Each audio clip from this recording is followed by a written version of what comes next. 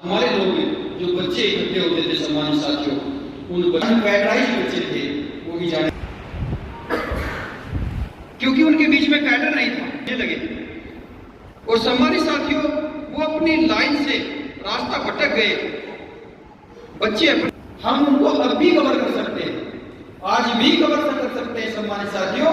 हमारे बच्चे और नौजवान साथी जो भटके हुए हैं, जो कैडर के माध्यम से इस मिशन को आगे पहुंचाना चाहते हैं, जो मान्यवर साहब श्री काशीराम जी की त्याग और तपस्या को अमली जामा पहनाना चाहते हैं, जो बहन जी के बलिदान को अमली जामा पहनाना चाहते हैं, उन बच्चों को ला सकते हैं सम्मानित साथी। और उसी इस तकनीक के साथ में बहन जी ने प्लानिंग तैयार की कि आप लोग पूरे प्रदेश में कुछ जिलों को मिलाकर के एक जोन बना, इसलिए इस प्रदेश में भी पूरे प्रदेश को 5 जोन में बांटा गया और उनके 3-3, 4-4 लोगों को उस जोन की जिम्मेदारी दी गई। और उस जिम्मेदारी में प्रदेश लेवल के लोग रहेंगे सम्मानित साथियों। फिर उसके बाद नीचे वो जिले का गठन करेंगे, और जब जिलों का गठन करेंगे उस जिले में मजबूत व्यक्ति रखो, फॉर्मेलिटी नहीं, क्योंकि सम्मानित साथियों हमारा फॉर्मेलिटी ज्यादा करते हैं। जब हम लोग कहते हैं भाई अपना संगठन बना बैठे रहो, तो उसमें फर्जी अधिकतर रहती है, लगभग 75%, 80% फर्जी जोड़ करके एक फॉर्मेलिटी करके दिखाने का काम करते हैं। अपने दिल को मजबूत कर लो, अपना दिल बड़ा करो, क्योंकि विरासत में हम लोगों को अगर उस संविधान की रक्षा के लिए इस मिशन की मजबूती देनी है, इस संविधान रहेगा, और संविधान अगर टूट गया तो मरना तो सबको ही। अगर संविधान ना बचा तो हमारी तस्वीर होगी, हमारे बच्चे टंगाने का काम सभी बच्चे टंगाते हैं। आगे 1 साल में जब उसकी बरसी या कुछ जो भी आप लोग कहते होंगे, 1 साल में जब उसका पुण्यतिथि आती है, पुण्यतिथि पर उस मूर्ति को, उस तस्वीर को, उस पर जो मिट्टी जमी होती है उसको झाड़ने का काम करते हैं। और संविधान लूट गया उनके लिए जब हम छोड़ के कुछ नहीं जाएंगे, जब 1 साल में वो तस्वीर झाड़ा करेंगे सम्मानित साथियों, उस टाइम वो पूछा करेंगे अपने पिता से कि पिताजी, बड़ा जी, पापा जी, बाबा जी, आप कहां थे जब ये संविधान लूट रहा था, जब हमारा भविष्य उजड़ रहा था, हमारा भविष्य लूट रहा था, आप कहां सो रहे थे। तो सम्मानित साथियों, हम उस टाइम पे अपनी जनरेशन के सामने गद्दारों की श्रेणी में खड़े हो गए। हम रहेंगे नहीं, हम सुनेंगे भी नहीं, लेकिन हमारी तस्वीर के सामने हमारे बच्चे हमें दोषी ठहराने का काम करेंगे। इसलिए सम्मानित साथियों, आज जब कांग्रेस ने और भारतीय जनता पार्टी ने बाबा साहब के नाम को मिटाने का काम किया, पूरी भरसक कोशिश की, पूरी शक्ति लगा दी, बाबा साहब का नाम नहीं मिटा पाया। फिर उन्होंने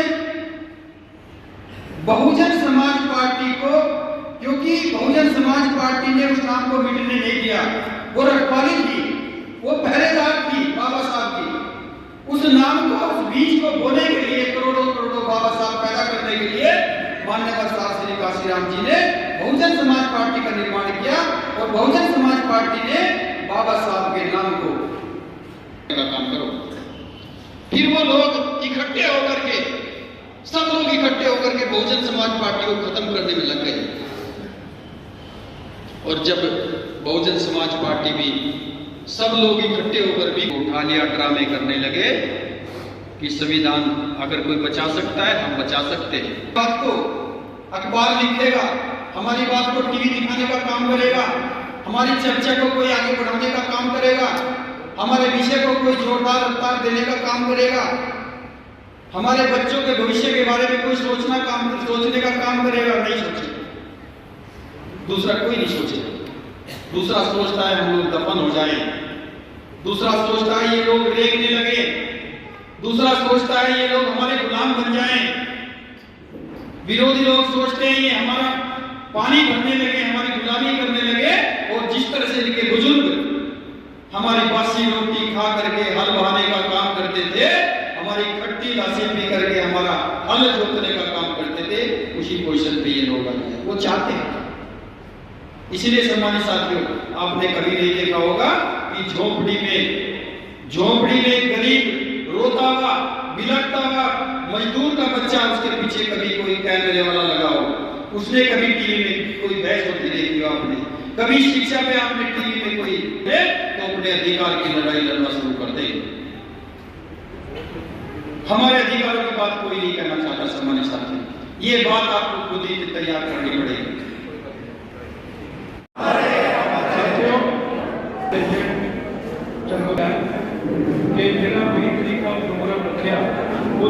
बैकवर्ड क्लास में भी बड़ी भागीदारी चलेगी। बैकवर्ड के देखिए,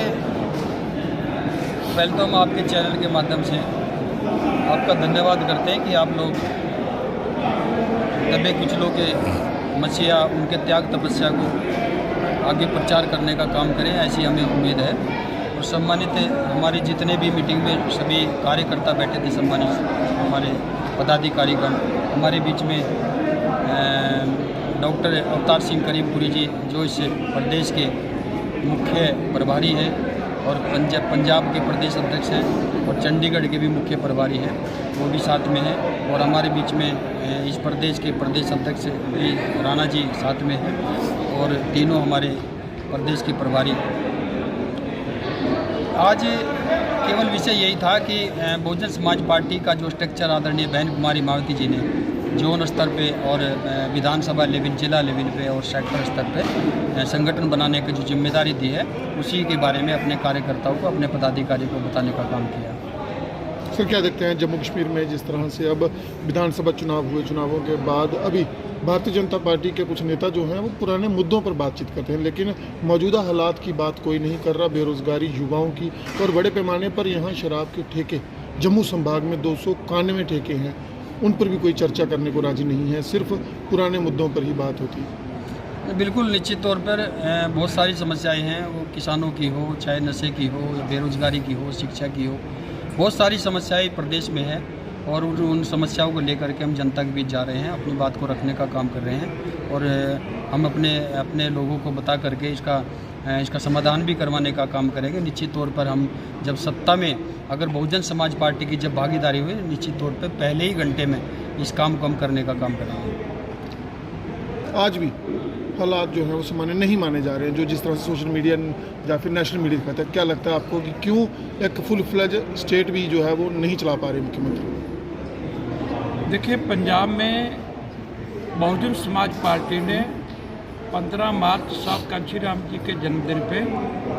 पंजाब संभालो मुहिम शुरू किया है, जिसमें पंजाब के सामने जो चुनौतियां हैं उन सबको बहुजन समाज पार्टी ने अपने एजेंडे में शामिल किया है, और जो पंजाब की आज तक की सरकारें रही हैं जिन दलों की, उनको उस फेलियर के लिए जिम्मेदार माना है, क्योंकि पंजाब बर्बाद किया है आर्थिक तौर पे भी, शारीरिक तौर पे भी। पंजाब में ड्रग माफिया बेलगाम है, युवा बेरोजगार है, पंजाब की आर्थिकता खत्म हो चुकी है। तो बहुजन समाज पार्टी ने ये संकल्प लेकर के आगे बढ़ने का पंजाब संभालो की मुहिम शुरू की है कि हम पंजाबियों का आशीर्वाद हासिल करके पंजाब को बर्बाद करने वाली कांग्रेस, बीजेपी, अकाली आप को रद्द करके बहुजन समाज पार्टी को अल्टरनेटिव बनाएंगे। पंजाब की माँओं के